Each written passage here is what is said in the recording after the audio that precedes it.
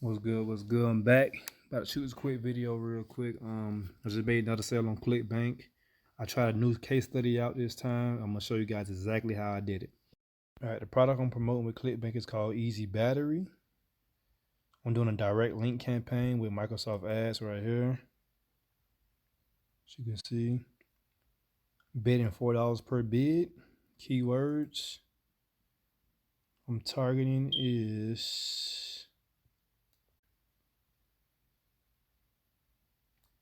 battery charge, easy battery, recharge battery, reconditioning batteries, etc., etc. As you can see, the total impressions I got so far is 102. Only got 2 clicks. And let me log into my ClickBank account real quick.